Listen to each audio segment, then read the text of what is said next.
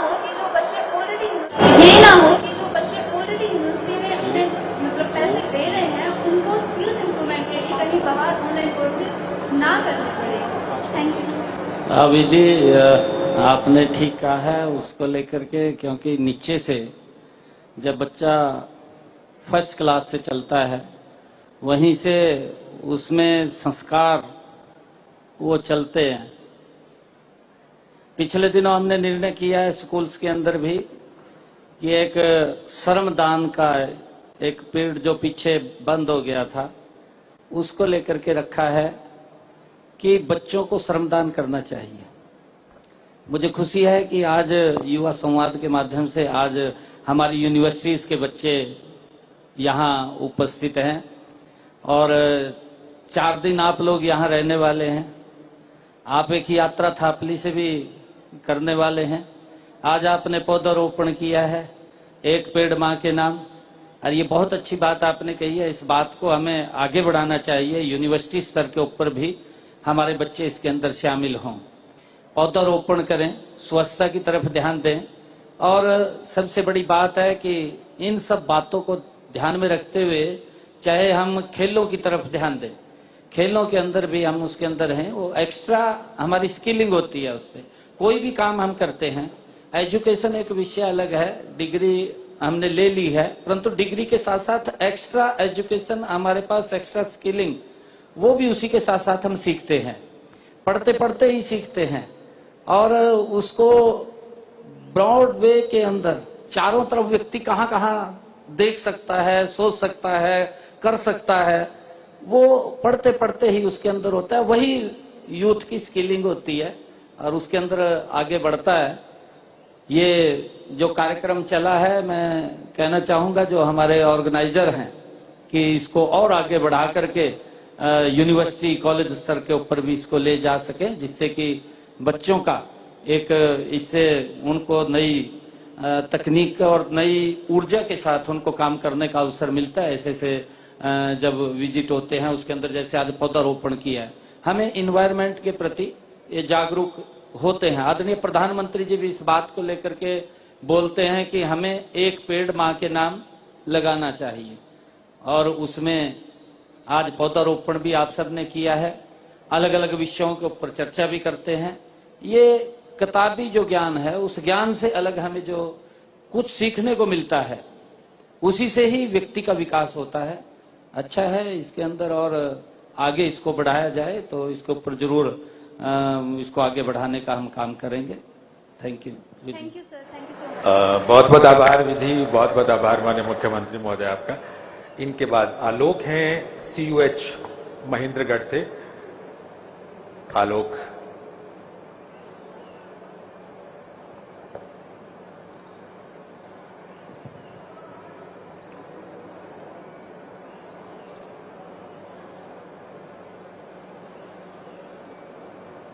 Hello, माननीय मुख्यमंत्री जी व स्टेज पे उपस्थित सभी अध्यक्षगणों को मेरा नमस्कार। मैं आलोक राज पांडे केंद्रीय हरियाणा विश्वविद्यालय का छात्र हूँ। सर, मेरे मुख्य 2 सुझाव हैं। सर, पहला ये है कि हमारे यहाँ पे ट्रेनिंग, हरियाणा में कोई माउंटेनिंग इंस्टीट्यूट नहीं है सर। यहाँ हम अगर हरियाणा में माउंटेनिंग इंस्टीट्यूट होगा, क्योंकि उससे सर ये है कि जो टूरिज्म है वो भी प्रमोट होगा। हम जितने यहाँ पे युवा उपस्थित हैं उन सबका ये सुझाव था कि हरियाणा में भी एक माउंटेनिंग स्कूल हो, जिसके हमें क्या चंडीगढ़, मतलब पंजाब, उत्तराखंड, हिमाचल, हमें वहां जाके इंस्टीट्यूट ना लेना पड़े, हमें यहीं से मिले। इस चीज का हमने लिखित में नरेंद्र सर को भी दिया था। हम ये आशा करेंगे कि वो आप तक पहुंचे सर। और दूसरा हमारा ये सुझाव है कि सर, जो मोबाइल स्कूल का कॉन्सेप्ट है, स्कूल ऑन व्हील, कि जो भी हमारे यहाँ लेबर आते हैं हरियाणा में, सर आपको पता है कि बहुत अधिकतम नंबर अमाउंट्स में जो लेबर है वो आते हैं कार्य करने के लिए, चाहे ईंट की भट्टी या कुछ मजदूरी हो, उन चीजों में। तो उनके जो बच्चे हैं छोटे छोटे, उनके पास एजुकेशन नहीं पहुंच पाता। वो कुछ समय के लिए आते हैं, जैसे 3 महीने 6 महीने, तो उनके वो एजुकेशन में इनरोलमेंट नहीं हो पाते, स्कूल में वो दाखिला नहीं लेते, जिनके कारण वो शिक्षा से वंचित रह जाते हैं। सर, मैं ये कहता हूं कि अगर शिक्षा से लोग वंचित रह जाएंगे, आने वाले भविष्य वंचित रह जाएंगे, तो विकसित भारत 2047 का सपना हम कैसे पूरा करेंगे। तो मैं ये चाहूंगा कि उन तक एजुकेशन पहुंचे, हर डिस्ट्रिक्ट में एक मोबाइल स्कूल, जैसे कि स्कूल ऑन व्हील का जो कॉन्सेप्ट है, हरियाणा में स्कूल ऑन व्हील का कॉन्सेप्ट है, जो कि सिर्फ चंडीगढ़ और पंचकुला तक सीमित है। उसमें भी वो बस कुछ कुछ मुद्दों पर ध्यान देते हैं, हर मुद्दे पे नहीं। तो मैं ये चाहूंगा कि वो हर मुद्दे, बच्चों की एजुकेशन, साथ साथ में उनके जो परिवार वाले हैं उनको शिक्षा का महत्व बताएं, क्योंकि अधिकतर ये सोचते हैं कि हम पढ़ा लिखा के क्या होगा, हम इनको मजदूरी करवाएंगे तो 4 पैसे आएंगे। सर, इससे अच्छा कि उनको शिक्षा दिया जाए, उनको जागरूक किया जाए। धन्यवाद सर। थैंक यू आलोक जी, आपने अच्छे सुझाव दिए हैं। माउंटेन स्कूल का दिया है जो सुझाव, उसके ऊपर जरूर विचार करेंगे। और दूसरा, आपने जो हमारे ऐसे बच्चे हैं, आपने जो कहा है कि वो शिक्षा से वंचित रह जाते हैं, सरकार वैसे इसकी तरफ पूरी गंभीरता से ध्यान भी रखती है और काम भी कर रही है कि 0 ड्रॉप आउट, उसके ऊपर हमारी सरकार काम कर रही है। एक भी बच्चा, यहां तक कि हम ट्रैकिंग करते हैं, जिस बच्चे ने पहली में एडमिशन लिया है, पहली से लेकर के 5वीं तक वो कहाँ है, उसको पूरी ट्रैकिंग रखते हैं। 5वीं के बाद वो 8वीं तक जाएगा, कितने बच्चे बीच में ड्रॉप करेंगे, वो कहाँ चले गए, उसका भी हम ट्रैकिंग रखते हैं। +2 तक जाते हैं, +2 के अंदर जब पहुंचते कुछ बच्चे फिर छूट जाते हैं, उन बच्चों का भी ध्यान रखते हैं। हमने इसके बारे में सरकार के अंदर बात करके इस बात के ऊपर बड़ी गंभीरता से काम हम कर रहे हैं कि एक भी बच्चा कोई छूटे नहीं। अगर कोई छूटता है बच्चा तो वो कहाँ गया है वो कम से कम हमें पता हो, उसको लेकर के इसके ऊपर हम गंभीरता से काम कर रहे हैं। और आपने जो दूसरा लेबर के ऊपर जो काम करते हैं, बच्चे 3 महीने के लिए रहते हैं और टेम्परेरी आते हैं, हमने उसके लिए जो हमारा श्रम विभाग है, श्रम विभाग के तहत उन बच्चों को हम एडमिशन कराते हैं। एडमिशन करा करके स्कॉलरशिप भी उनकी जाती है, और स्कॉलरशिप के साथ साथ ताकि माँ बाप को कोई दिक्कत ना आए, कहीं हॉस्टल के अंदर भी अगर उनको छोड़ने की आवश्यकता होती है तो वो भी उसके ऊपर हम विचार करते हैं कि बच्चे अगर वहां रह करके पढ़े तो उसके लिए हम व्यवस्था पूरी कर रहे हैं। हाँ, मोबाइल स्कूल की इन्होंने बात की है, क्योंकि अलग अलग उसके अंदर जो संस्थान भी काम करते हैं, संगठन इसके अंदर लगे हुए हैं, और उसको लेकर के संगठन जो काम करते हैं शाम को उसके अंदर पढ़ाते हैं। हम भी देखते हैं, उनको सारा वॉच करते हैं, उसको देखते हैं। और जो आपने मोबाइल स्कूल्स की बात कही है, इसके अंदर इसके ऊपर जरूर ये विचारणीय है कितने बच्चे हमारे पास उसमें आते हैं, क्योंकि बहुत सारे ऐसे इंटीरियर के एरियाज हैं जिनके बच्चे स्कूल में नहीं जाते परंतु जा सकते हैं। उनकी व्यवस्था भी हम वहां पर रह करके किसी न किसी कोई न कोई उसकी व्यवस्था निकाल करके उसके ऊपर काम हम जरूर करेंगे। और जो मोबाइल स्कूल्स की आपने बात कही है वो देख करके उसके ऊपर जरूर विचार करेंगे। आलोक जी, थैंक यू। बहुत बहुत आभार मुख्यमंत्री महोदय। और इनके बाद अगली छात्रा जो इस संवाद कार्यक्रम में भाग लेगी, Manisha, CCS HAU Hisar.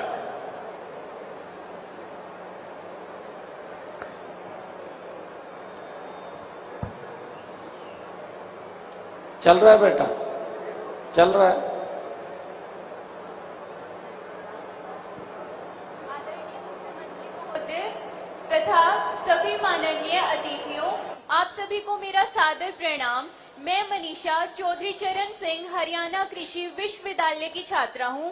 Sir, आज आपके समक्ष मैं अपना एक छोटा सा सुझाव रखना चाहती हूं। हम सभी को पता है कि सस्टेनेबल डेवलपमेंट आज के समय का एक बहुत ही महत्वपूर्ण मुद्दा बन चुका है, जिसके लिए हरियाणा में एक यूथ फोर्स का निर्माण किया जाना चाहिए। और ये यूथ फोर्स अपने अपने होम टाउन्स में, अपने गांवों में, अपने शहरों में अपने लेवल पर एनवायरनमेंट की प्रोटेक्शन के लिए काम करे, जिससे कि एनवायरनमेंट को प्रोटेक्ट हम ग्रास रूट लेवल पर भी कर पाएंगे। साथ ही जो युवा इस यूथ फोर्स के मेंबर्स बनेंगे उन्हें कुछ एक्स्ट्रा करिकुलर पॉइंट्स या फिर ऐसा कुछ सर्टिफिकेट्स प्रोवाइड कराए जाएं जो उनके करियर की सीवी में भी इम्पोर्टेंट प्लेस होगा, और जिससे वो मोटिवेट होंगे कि हर युवा मोटिवेट होगा कि मुझे भी इस यूथ फोर्स का हिस्सा बनना है, तो ताकि एनवायरमेंट प्रोटेक्शन हर ग्रास रूट लेवल पे अच्छे तरीके से हो पाए और सस्टेनेबल डेवलपमेंट का गोल अचीव कर पाए। Thank you sir. Thank you Manisha ji, बिल्कुल आपने ठीक बात कही है, क्योंकि इसके ऊपर हम अलग अलग कई क्षेत्रों में काम कर रहे हैं। ये बहुत अच्छा है। हम देख रहे हैं हरियाणा के अंदर हमारी इंडस्ट्री भी लगातार बढ़ रही है। आपने जो यूथ प्रोटेक्शन की बात कही है, हम ये भी देखते हैं, पिछले दिनों हमने ये देखा है कि इंडस्ट्री तो हमारे पास आ रही है, परंतु उसमें काम करने के लिए स्किल युवा नहीं है। हमने इसके लिए ये किया है, अभी कुछ ITIs को हमने जो बड़ी इंडस्ट्रीज हैं उनके साथ MOU साइन किए हैं। MOU साइन करके उनको कहा है कि आपको किस प्रकार का स्किल युवा चाहिए, आप यहाँ पर उस प्रकार का कोर्स वो शुरू हो, और उसको लेकर के हमने उनको ये कहा है जिस इंडस्ट्री के साथ MOU साइन हो रहा है, समय समय के ऊपर आकर के उस ITIs के अंदर बच्चों को वो बातचीत करेगा, उनसे इंटरेक्शन करेगा, और इंटरेक्शन करेगा तो उससे उनको लाभ होगा, और जब वो स्किल उस प्रकार का युवा होगा तो रिप्लेसमेंट भी उसकी होगी, प्लेसमेंट होगी उसकी, और प्लेसमेंट के अंदर वो बच्चा भी जाएगा। और जो हमारी स्किल यूथ फोर्स है जिसकी आपने बात कही है, इसको लेकर के हम लगातार, क्योंकि MOU हम इंडस्ट्री के साथ भी खड़ा कर रहे हैं, हमने कई इंडस्ट्री को भी ITI उनके सुपुर्द किया है कि आप ये ITI चलाइए, इसके अंदर आप अपने तरीके से जिस प्रकार का स्किल युवा चाहिए उस प्रकार के आप इसमें कोर्सेस दीजिए, और कोर्सेस देंगे तो उस प्रकार का युवा आपको मिलेगा। इससे इंडस्ट्री को भी हम ये कह रहे हैं कि आप अपने जोन के अंदर भी स्किल सेंटर चलाइए। वो स्किल सेंटर वहां पर भी चला रहे हैं कि वहां पर जो जहां इंडस्ट्री का जोन है उस जोन के अंदर बहुत सारे ऐसे अलग अलग प्रकार के अलग अलग इंडस्ट्री के अंदर स्किल युवा की आवश्यकता होती है, तो उस स्किल सेंटर्स के अंदर भी सीख करके युवा वहां पर अपना रोजगार कर सकता है। उसको लेकर के भी हम काम कर रहे हैं, और जैसा मैंने अभी कहा भी है कि हम युवाओं को उस तरफ भी बढ़ाने का काम कर रहे हैं कि वो अपने पैरों पे खड़ा हो, वो रोजगार लेने वाला नहीं रोजगार देने वाला बने।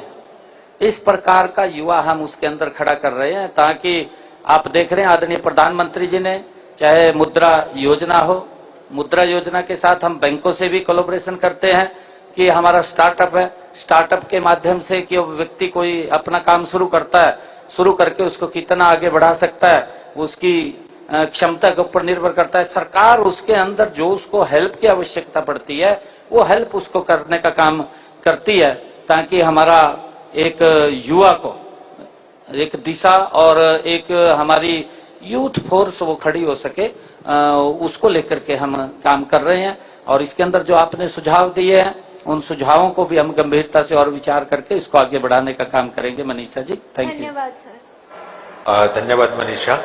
इनके बाद यूथ वेलफेयर कमेटी के सदस्य के रूप में सोनाक्षी हमारे सामने आएंगी। MHU करनाल की आप छात्रा हैं। सोनाक्षी, मेरा आप सभी को नमस्कार। मैं सोनाक्षी महाराणा प्रताप हॉर्टिकल्चर यूनिवर्सिटी की स्टूडेंट हूँ। मैंने अभी अपना फर्स्ट ईयर ही कंप्लीट किया है और मेरे को यहाँ अपॉर्चुनिटी मिली कि मैं यूथ कमेटी की मेंबर बनी 10 मेंबर्स की। सर, मेरी आपसे बस 2 ही सुझाव है। पहला तो ये है कि जो भी बजट आता है किसी भी कॉलेज में, उसमें ना स्टूडेंट्स ये उठाते हैं, डिबेट कुछ भी होता है कि हमें पता नहीं कि कितना बजट आया है, ना आपने हमें ये बताया कि स्पोर्ट्स का इतना बजट आया है, किसी और चीज का इतना बजट आया है। तो मेरी ये आपसे ये सुझाव है कि आप उनको मेंबर्स को भी करो कॉलेज में कि हाँ, स्टूडेंट्स को भी बताओ कितना बजट आया, आपको पता हो कॉलेज के बारे में। और सर, मेरा दूसरा सुझाव ये है कि स्कूल्स में, काफी स्कूल्स में और कॉलेजेस में भी यूथ पार्लियामेंट जैसा इवेंट होता है, जो गैदर करता है एक मतलब अपॉर्चुनिटिस्ट स्टूडेंट्स को जो अपना पॉइंट रख सकें। यूथ पार्लियामेंट के थ्रू कंपटीशन वाला भी बिहेवियर आता है उनके आगे, रीजनल लेवल, नेशनल लेवल, यहाँ तक पहुंचे। तो कॉलेजेस में भी ये हो event. Thank you sir. Thank you Sonakshi ji. अभी जो आपने बात कही है बजट की,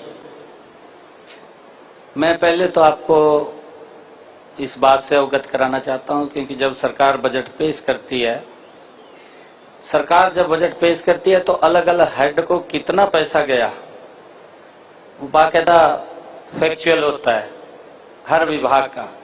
अभी मैंने कहा है कि हमने 20 करोड़ रुपया यूनिवर्सिटीज को रिसर्च के लिए दिया कि हमारे युवा रिसर्च कर सके। बजट की घोषणा थी 20 करोड़ रुपए की, अभी जारी किया है मैंने। सभी वीसीस को बुलाया था, वीसीस को बुला करके उनके बीच में जारी किया है, वो पैसा चला गया उनके पास। ये बजट क्योंकि कहीं छुपा तो रहता नहीं है, उसकी जानकारियां आप सबके पास रहती हैं। दूसरा जो आपने बात कही है, हम लगातार यूथ को आगे बढ़ाने के लिए, आपने जो यूथ पार्लियामेंट की बात करी है, यूथ पार्लियामेंट के अंदर लगातार कॉलेजेस, यूनिवर्सिटीज अलग अलग ये कार्यक्रम करते रहते हैं। और जब ये कंपटीशन होते हैं, जो फाइनल कंपटीशन होता है वो लोकसभा के अंदर होता है। आपने कभी शायद उसमें हिस्सा लिया हो, और उसमें हमारे लोकसभा के माननीय अध्यक्ष स्वयं चेयर करते हैं कुर्सी को, सेंट्रल हॉल के अंदर वो होता है अलग अलग, क्योंकि कंपटीशन होते हैं, पूरे देश से छंट करके आते हैं, फिर उसमें जो क्लियर होते हैं तो तब वो लोकसभा में पहुंचते हैं। और एजुकेशन को बढ़ावा देने के लिए लगातार हम काम कर रहे हैं। मैं आप सबकी जानकारी के अंदर एक बात भी बता देता हूं, क्योंकि हमें पता होना चाहिए कि सरकार क्या काम कर रही है, क्या नहीं कर रही है। पिछले दिनों हमने एक मिशन बुनियाद कार्यक्रम शुरू किया। मिशन बुनियाद 9th और 10th के बच्चे, उनको हम 103 स्कूल उसमें चिन्हित किए हमने। 103 स्कूलों में से उनको एक्स्ट्रा पढ़ाई कराई, टारगेटेड करके बच्चों को 9th और 10th के, उनका हमने टेस्ट लिया। टेस्ट लेकर के उनको हमने जो उसके अंदर जिन्होंने क्लियर किया, सुपर 100 एक अलग हमने संस्थान खड़ा किया कुरुक्षेत्र के अंदर। सरकारी स्कूल के बच्चे, हमारे जो सरकारी स्कूल में पढ़ने वाले गरीब परिवारों के बच्चे, 103 स्कूलों से उनका टेस्ट लेकर के सुपर 100 के अंदर हमने उनको कन्वर्ट किया। जो सुपर 100 के अंदर बच्चे पढ़ाई करते हैं, कुरुक्षेत्र में संस्थान है, उसके अंदर लगभग 400 बच्चे थे अब की बार जिन्होंने उसके अंदर पार्टिसिपेट किया। 400 बच्चों में से जो वो पढ़ते हैं, स्क्रीन के ऊपर हमारे जो मिशन बुनियाद के बच्चे हैं वो भी पढ़ते हैं उनके साथ, और तभी वहां से हम उनका टेस्ट लेकर के उनको वहां पर एडमिशन देते हैं। अब की बार उन 400 बच्चों में से 271 बच्चे हमारे देश की IIT, IIM, NIT, एक साधारण स्कूल में पढ़ा हुआ बच्चा गरीब परिवार का देश की बड़े संस्थानों में एडमिशन हुए। अभी 2 रोज पहले नीट का रिजल्ट आया, उस संस्थान के 61 बच्चों ने नीट में क्वालिफाई किया और डॉक्टर बनेंगे।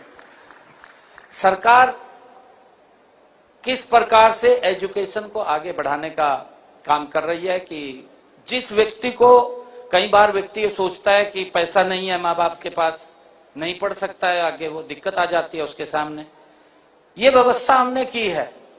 और ऐसे बच्चे उसमें से निकल करके आए जो देश की प्रतिष्ठित IIT खड़गपुर में बच्चा गया, हमारे हरियाणा का IIT रुड़की में गया बच्चा, देश के जितने भी प्रतिष्ठित IITs हैं हमारे हरियाणा के बच्चे गए हैं। मैंने उनको बुलाया, उनसे इंटरेक्शन किया, उनके माँ बाप आए, उनसे बातचीत किया। एक अलग प्रकार का सरकार इस प्रकार का वातावरण उसमें खड़ा करती है ताकि बच्चे को आगे बढ़ने का अवसर मिले। बच्चा कितनी मेहनत करके आगे बढ़ सकता है ये बच्चे के ऊपर भी निर्भर करता है। सरकार उसको प्लेटफॉर्म उपलब्ध कराती है। आज आप देख रहे हैं, मेरे लिए खुशी की बात है, हरियाणा के अंदर एक वातावरण खड़ा हो गया। एक गरीब परिवार का बच्चा बिना पर्ची बिना खर्ची के, जो कल्पना से परे थे, सोच भी नहीं सकते थे कि HCS अधिकारी लग जाएगा, HCS अधिकारी लग रहे हैं, गरीब परिवार के बच्चे लग रहे हैं। बच्चे के मेहनत के ऊपर है कि वो कितना आगे बढ़ सकता है। हमने उस व्यवस्था को ठीक किया है, उसके परिणाम भी सार्थक आ रहे हैं, और परिणाम सार्थक आ रहे हैं तो उसकी चर्चा भी फिर हो रही है। ये सरकार का एक इस प्रकार का प्लेटफॉर्म देना जिम्मेवारी होती है। अच्छा है, मुझे आपने जो सुझाव दिए हैं उनको ऊपर जरूर हम आगे बढ़ा रहे हैं और बढ़ाते भी रहेंगे। इसमें और भी कोई आपकी तरफ से सुझाव हो तो लिख करके जरूर दे दीजिएगा, जिससे कि हम उसको शामिल कर सके। Thank you Manisha. बहुत बहुत आभार सोनाक्षी, बहुत बहुत आभार माननीय मुख्यमंत्री महोदय। यूथ वेलफेयर कमेटी के ये विद्यार्थी हैं, लगभग 200 विद्यार्थी इस कार्यक्रम में हमारे साथ शामिल हैं। आपकी बात मुख्यमंत्री महोदय तक तो पहुंची ही है, साथ ही आपके सभी जो विश्वविद्यालय हैं उनके DSW साहब भी यहाँ पर बैठे हैं, उन तक भी आपकी बात पहुंची है। बहुत बहुत आभार। देवी और सज्जनों, प्यारे विद्यार्थियों, हम सब जानते हैं कि समाज लोकतंत्र में सशक्त कराने की दिशा में बहुत मजबूती के साथ काम करता है और प्रदेश सरकार लगातार संवाद कार्यक्रम करती रहती है। बीते दिनों प्राकृतिक खेती के किसानों के साथ संवाद हुआ है, नशे के विरुद्ध केमिस्टों से माननीय मुख्यमंत्री महोदय संवाद करते रहे हैं, पुलिस अधिकारियों के साथ संवाद इस बात के लिए होता है कि कानून व्यवस्था को हम कैसे सुदृढ़ बनाएं, मजबूत बनाएं। तो ये संवाद की एक श्रृंखला प्रदेश में चल रही है। तो आज युवाओं के साथ संवाद है और साथ ही जो हमारे सेब, फल, सब्जी उत्पादक किसान हैं उनके साथ संवाद है और व्यापारियों के साथ संवाद है। तो व्यापारियों के साथ संवाद कार्यक्रम हम शुरू कर रहे हैं। हमारे साथ मोनू मेहता हैं जो एप्पल ट्रेडर हैं। मोनू मेहता जी, उनको प्लीज माइक दीजिएगा।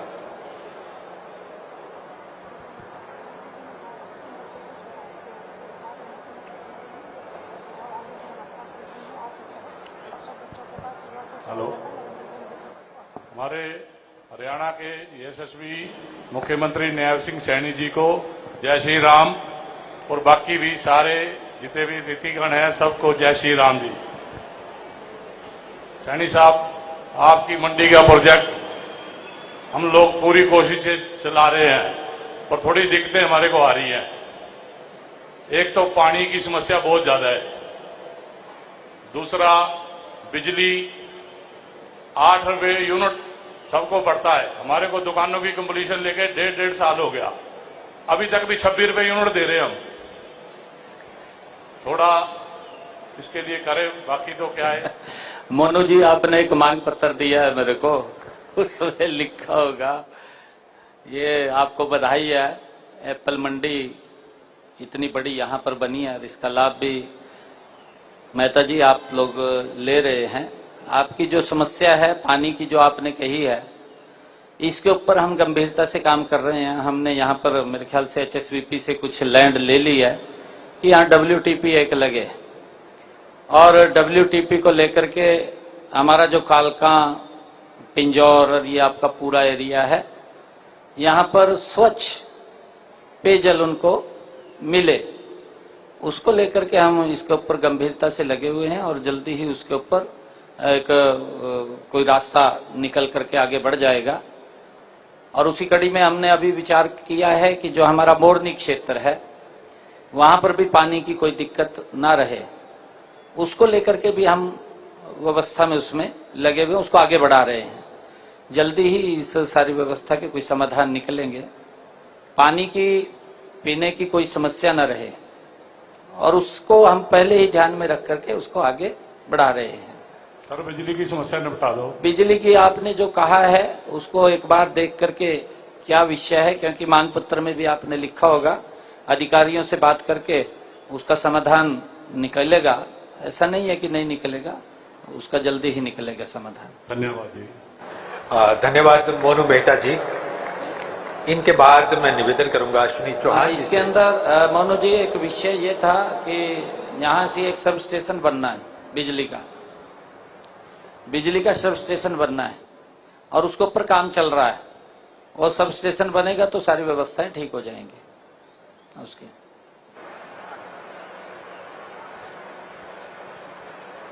हेलो, माननीय मुख्यमंत्री महोदय हरियाणा को नमस्कार और मंच पे बैठे सभी अधिकारियों को नमस्कार। मैं अपना परिचय आपको देता हूं। मैं एक व्यापारी भी हूं और एक किसान भी हूं।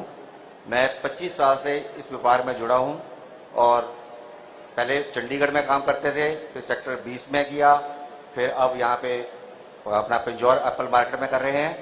हमारे को एक समस्या है कि आप 17 जून 2024 को यहाँ पर पधारे थे, तो आपने मार्केट फीस का 1% से एक तोहफा दिया था, आधा % का।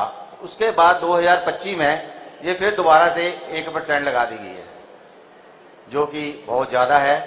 और अब ये मार्केट कमेटी के अंडर नहीं है, अब ये अल्ट्रा मॉडर्न मार्केट बोर्ड के अंडर आ गई है। इसके अधीन इस पर सिर्फ ओनली यूजर चार्जेस ही लग सकता है, मार्केट फीस का प्रावधान नहीं है। वैसे तो मैं आपको बताऊं, क्योंकि जो ये पैसा एकत्र होता है आपके वेलफेयर के लिए खर्च होता है, सरकार इसको घर लेकर के नहीं जाती। हम ये चाहते हैं कि आपको अच्छी सुविधाएं यहाँ मिले।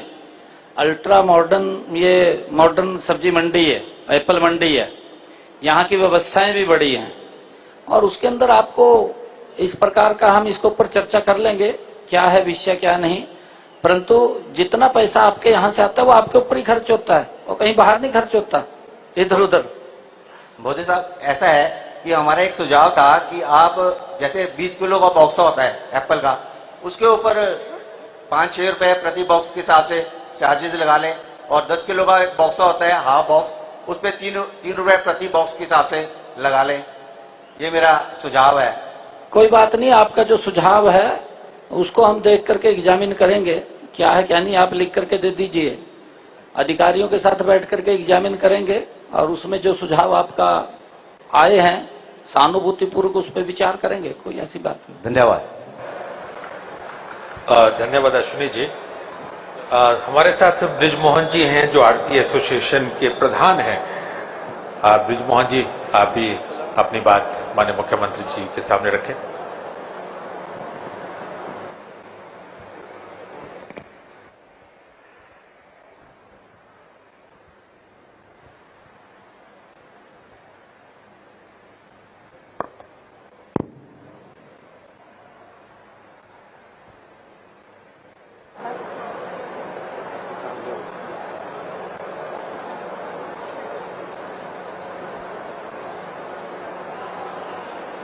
माननीय मुख्यमंत्री जी, आपका बहुत बहुत स्वागत है इस मंडी में। पहले भी आपके कर कमलों से ये इस मंडी का उद्घाटन हुआ था, काफी तोहफे दिए थे आपने हमारे को इस मंडी में, उसके लिए आपका बहुत बहुत धन्यवाद। अभी जैसे अश्विनी जी बोल रहे थे मार्केट फीस, इसमें सर जब हम पंचकूला आए थे ना सर, उसमें मार्केट फीस जो थी 0 थी। हम चंडीगढ़ से सारा बिजनेस लेके पंचकूला में आए और हमने फिर बोर्ड के साथ और सरकार के साथ मिलकर हमने सरकार को बताया कि यहाँ पे आप हमारे को बड़ी मंडी बना के दो। तो यहाँ पे बड़े बड़े होल्डिंग जो है मार्केटिंग बोर्ड ने लगाए थे कि मार्केट फीस 0 है, जिसकी वजह से सभी व्यापारियों ने हिमाचल से, दिल्ली से, चंडीगढ़ से, पंचकूला से यहाँ पे सभी ने दुकानें खरीदी। उसके बाद सर फिर फीस लगी तो आपके कर कमलों द्वारा उसको आधा किया, उसके लिए भी धन्यवाद आपका। अब जो है अब मार्केट फीस 1% करी है जब से, तब से एक भी दुकान इस मंडी में पिछली 4 ऑक्शनों में नहीं बिकी, और जिन्होंने ली हुई थी उसमें से 10-12 जो है आड़ती जो है वो दुकानों को बेच के वापस से अपने हिमाचल की स्टेट में या दिल्ली की स्टेट में जाना चाहते हैं। ये हमारा और सरकार का ड्रीम प्रोजेक्ट है। इस ड्रीम प्रोजेक्ट को हम सिर्फ हरियाणा की नहीं, हिंदुस्तान की सबसे बड़ी मंडी बनाना चाहते हैं, इसके बारे में आप जरूर करिए सर। अभी ये विषय आ गया और सर एक मिनट, विषय अभी अश्विनी जी ने बताया और मैंने कहा कि जरूर हम इसको एग्जामिन करेंगे अधिकारियों के साथ बैठकर। मैंने कहा है एक सर हमारे को एंट्री और एग्जिट पे जो है फ्लाईओवर चाहिए, ब्रिज, और पार्किंग के लिए जो ट्रांसपोर्ट के पास जगह नहीं है सर, वो आप उसके लिए भी कुछ कीजिए कि 20-25 एकड़ जो है इस लैंड के साथ और हो, और फ्यूचर एक्सटेंशन भी हो यहाँ पे, ताकि हम इस मंडी को स्मूथली और बढ़िया 12 महीने चलाएंगे इस बार हम। ठीक, थैंक यू। बहुत बहुत आभार ब्रिजमोहन जी। वैसे आड़ती एसोसिएशन की तरफ से एक बड़ा मांग पत्र भी माननीय मुख्यमंत्री महोदय को दे दिया गया है। ये तो प्रतीक रूप से कुछ आड़ती बोल रहे थे, लेकिन आप सबकी बात यहाँ पहुंच गई है। इनके बाद किसानों से संवाद होगा। हमारे साथ विनोद मेहता जी हैं। विनोद मेहता जी को आप माइक दीजिएगा। और इनके बाद संजीव जी जो किसान हैं वो तैयार रहेंगे। सम्माननीय मुख्यमंत्री हरियाणा राज्य, सम्मानित मंच, मेरा नाम विनोद मेहता है। मैं हिमाचल प्रदेश जिला शिमला से एप्पल ग्रोवर हूं और यहां पर अपना सेब बेचने के लिए पिछले कई वर्षों से 26 की मार्केट से लेकर पंचकुला की मार्केट में और पिछली साल से यहां हम सेब भेज रहे हैं। मान्यवर जी, आपका जो ये ड्रीम प्रोजेक्ट है ये बहुत सराहनीय है। जैसा कि आपको मालूम ही है, हिमाचल और हरियाणा तो पीठ और पेट का एक हिस्सा है। तो हम किसान होने के नाते आपसे यही गुजारिश करते हैं कि यहाँ पर किसानों के लिए एक ठहरने का जो है उचित प्रबंध किया जाए और खाने के लिए भी यहाँ पर जो है हमारे किसानों को अच्छा खाना भी नहीं मिलता है। ये दोनों सुझाव मेरा आपके पास है मान्यवर, इस पर जरूर गौर किया जाए। धन्यवाद। नहीं, यहाँ पर जो आपने कहा है मेहता जी, एक तो अटल कैंटीन हम यहाँ खुल रही है, किसानों के लिए है वो, श्रमिक के लिए है वो। दूसरा है किसान रेस्ट हाउस की भी हम बनवाने की, यहाँ आपके ठहरने के लिए कोई दिक्कत ना किसान पर। किसान रेस्ट हाउस इसके अंदर वो बनेगा, शायद उसके ऊपर प्रक्रिया चल रही है, उसकी हमने इसी के साथ जोड़ा हुआ है उसको, मंडी के साथ ही वो उसके अंदर बनेगा। आप लोगों को कोई दिक्कत समस्या ना आए, कोई भी किसान भी यहाँ से आए उसको भी दिक्कत ना आए। ये सारी व्यवस्थाएं हम उसको देख करके आगे बढ़ा रहे हैं। धन्यवाद। धन्यवाद। धन्यवाद विनोद जी। इनके बाद संजीव जी जो किसान हैं वो अपनी बात करेंगे। नमस्कार, मैं संजीव शर्मा, बागवान, हिमाचल प्रदेश से। सर, मेरा ये है कि हमारी यहाँ पे थोड़ी, एक तो पार्किंग की थोड़ी दिक्कत है, गाड़ी लगाने की। हमारी गाड़ी आती है हिमाचल से, और दूसरा हमारे उस्ताद आते हैं, गाड़ी में पैसा पूसा होता है, थोड़ी चोरी वगैरह का भी थोड़ा काफी वो है। इसके लिए आपसे वो है कि सर थोड़ा हमारा सिक्योरिटी का थोड़ा।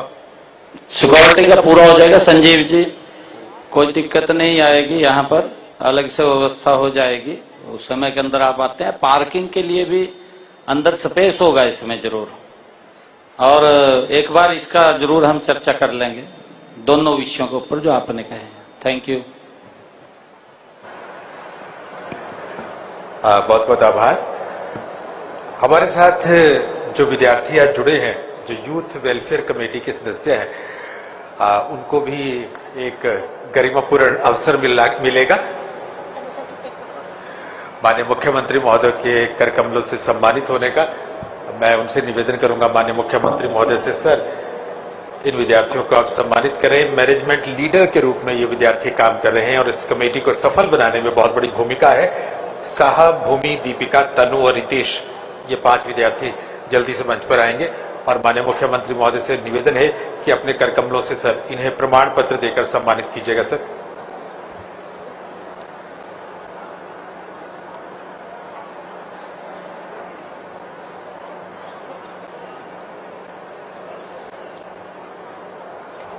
तालियां आप सबकी तरफ से।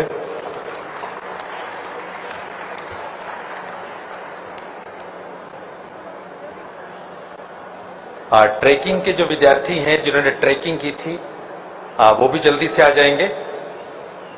कालका से कलेसर तक 153 किलोमीटर की ट्रैकिंग जिन विद्यार्थियों ने की थी, 7 दिनों की ट्रैकिंग थी, ये विद्यार्थी भी आए जल्दी से अपना सम्मान लेने के लिए।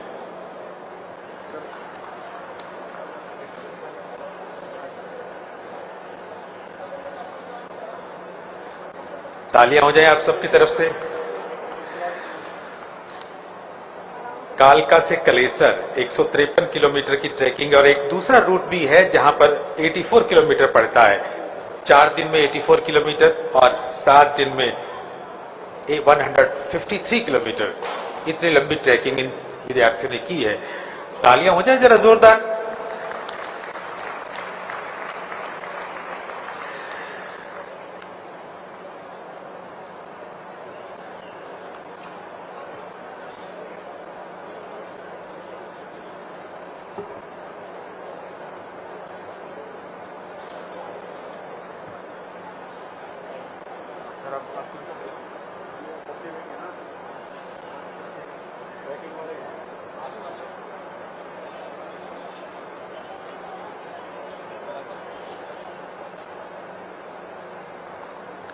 छात्राओं के लिए जोरदार तालियां। इनके बाद जो छात्र हैं,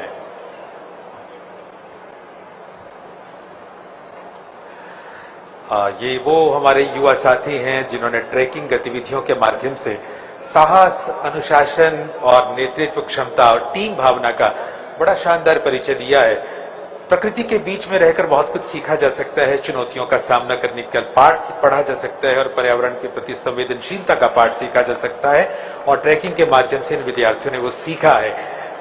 यही इन ट्रैकिंग अभियानों का मकसद भी है। और कितनी खुशनसीब इन विद्यार्थियों की हो सकती है कि माननीय मुख्यमंत्री महोदय स्वयं आप सबकी गरिमा में उपस्थिति में इन्हें सम्मानित कर रहे हैं। तालियां हो जाए जरा जोरदार।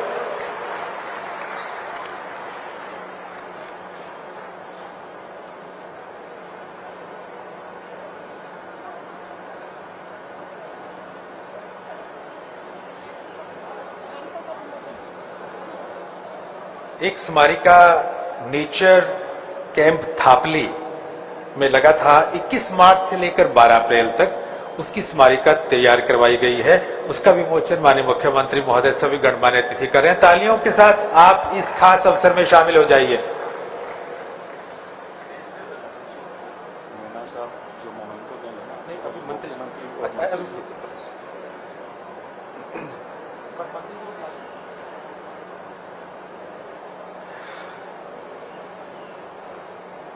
देवियों सज्जनों, आज का मौका बहुत ही सचमुच एक चिरस्मरणीय मौका हम सबके लिए बना है। माननीय पर्यावरण, वन और वन्यजीव मंत्री राव नरवीर सिंह जी का आगमन हमारे बीच में है। वो हमेशा अपने वक्तव्यों के माध्यम से एक बात दोहराते हैं कि स्वच्छ और हरित वातावरण के निर्माण में केवल सरकार की ही भूमिका नहीं है, बल्कि हम सब किसी न किसी तरह से इस यज्ञ में अपनी आहुति देते हैं। और पर्यावरण संरक्षण के प्रति जो उनकी प्रतिबद्धता है केवल उनके विचारों तक सीमित नहीं है, उनके अपने व्यक्तिगत जीवन आचरण के जरिए भी अनुकरणीय उदाहरण वो हमारे सामने प्रस्तुत करते रहते हैं। अपनी चुनाव रैलियों में पॉलिथीन फ्री रखने का जो संकल्प है, या अपनी बेटी की शादी पर जो इनविटेशन कार्ड ना छपवाकर डिजिटल या मौखिक माध्यम से निमंत्रण पत्र अगर भेजने की बात हो, देवी और सज्जनों, जब करनी और करने में कोई अंतर ना हो तो उस शख्सियत की बात सीधी दिल तक पहुंचती है। और हमारी खुशनसीबी की उनका आगमन हमारे बीच में आपकी जोरदार करतल ध्वनि के साथ आमंत्रित कर रहा हूं श्री नाव नरवीर सिंह जी को।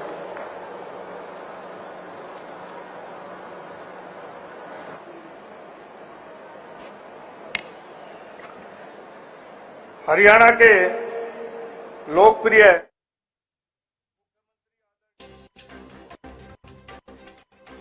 युवाओं व्यापारियों से संवाद किया। युवा संवाद के तहत सीएम ने बातचीत की। युवाओं, व्यापारियों, किसानों ने सुझाव दिए। सीएम ने भरोसा दिया है सरकार का युवाओं पर फोकस है। जीरो ड्रॉप आउट पर सरकार काम कर रही है, सीएम ने कहा। सीएम ने कहा बच्चों को श्रमदान करना चाहिए, डिग्री के साथ साथ एक्स्ट्रा स्किल भी होनी चाहिए, पर्यावरण पर ध्यान देना चाहिए। मंडी में ठहरने और खाने को लेकर व्यापारी ने बात रखी। किसान रेस्ट हाउस यहां पर बनेगा, सीएम ने भरोसा दिया। पिंजौर में सीएम नायब सैनी ने युवाओं व्यापारियों से संवाद किया। बड़ी खबर पहुंचा रहे हैं। युवा सांसद के तहत युवाओं व्यापारियों किसानों ने सुझाव दिया। सीएम ने उन्हें भरोसा दिया, यह कहते हुए कि सरकार का युवाओं पर फोकस है। युवा संवाद की तस्वीरों के साथ ये खबर पहुंचा रहे हैं। डिग्री के साथ साथ एक्स्ट्रा स्किल भी होनी चाहिए, पर्यावरण पर ध्यान देना चाहिए, सीएम ने कहा। मंडी में ठहरने और खाने को लेकर व्यापारियों ने अपनी बात रखी। किसान रेस्ट हाउस यहां पर बनेगा। इस दरमियान भरोसा दिया गया मुख्यमंत्री की ओर से। अटल कैंटीन का वो जिक्र करते दिखे। युवा संवाद के तहत सीएम ने बातचीत की। युवाओं, व्यापारियों, किसानों ने सुझाव दिए। सीएम ने भरोसा दिया ये कहते हुए कि सरकार का युवाओं पर पूरा फोकस है, जीरो ड्रॉप आउट पर सरकार काम कर रही है। सीएम ने कहा कि बच्चों को श्रमदान करना चाहिए, डिग्री के साथ साथ एक्स्ट्रा स्किल भी होनी चाहिए।